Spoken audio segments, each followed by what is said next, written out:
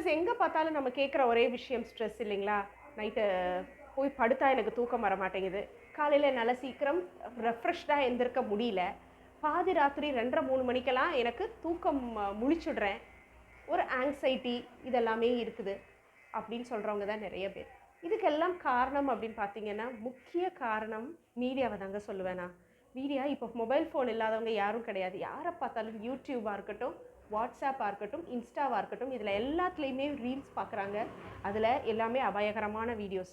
முந்திலாம் அபாயகரமான ஒரு வீடியோ வருது அப்படின்னா 18 வயசுக்கு கீழே உள்ளவங்க பார்க்காதீங்க, ஹார்ட் பேஷண்ட்ஸ் யாரும் பார்க்காதீங்கன்னு சொல்லுவாங்க. ஆனால் இப்போ இதெல்லாம் ஒரு பெரிய விஷயமே கிடையாது. எல்லாருமே எல்லா வீடியோஸுமே போடுறாங்க, எல்லா வீடியோஸுமே எல்லாருமே பார்க்குறாங்க. ஸோ இது என்ன ஆகுது, நம்மளுடைய கண்ணு வழியாக நம்மளுடைய மூளையை தான் பாதிக்குது. பாதித்து ஸ்ட்ரெஸ் ஹார்மோன் கார்டிசோல், அட்ரினாலின், இந்த ஸ்ட்ரெஸ் ஹார்மோன் லெவல்ஸ் எல்லாம் எக்கச்சக்கமாக இன்க்ரீஸ் பண்ணுது.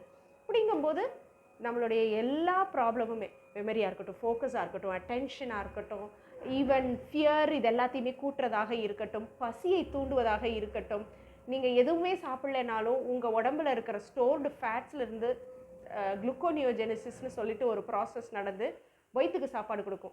ஏன்னா நம்ம முந்தி ஸ்ட்ரெஸ் அப்படின்னாலே நம்ம ஜீனில் கோடாக இருக்கிறது என்னது, அந்த காலத்தில் எல்லாருமே சாப்பாடு தேடுறதான் ஒரு பெரிய விஷயமா இருந்தது. ஏன்னா குடும்பம் பெரிய குடும்பமாக இருந்தது. அவங்களுடைய மெயின் ஸ்ட்ரெஸ்னாலே சாப்பாடு தான்.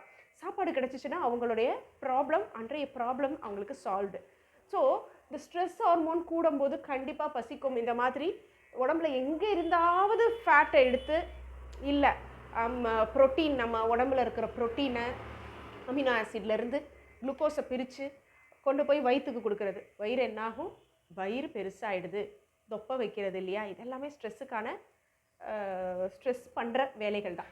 ஸோ தயவுசெய்து இந்த மாதிரியான மீடியாவில் மூழ்கி இருந்து, இந்த மீடியாவில் நல்ல விஷயங்களை மட்டுமே பாருங்கள். ரொம்ப பயமுறுத்துறமான விஷயங்கள், இன்னும் நான் மெடிக்கோஸ்லாம் நிறைய பேர் ரொம்ப அழகாக வீடியோ போடுறாங்கங்க. நானே நிறைய வீடியோஸ் பார்க்குறேன், ரொம்ப அழகாக போடுறாங்க. அவங்க வீடியோஸ் எல்லாமே கேட்சியாக இருக்குது.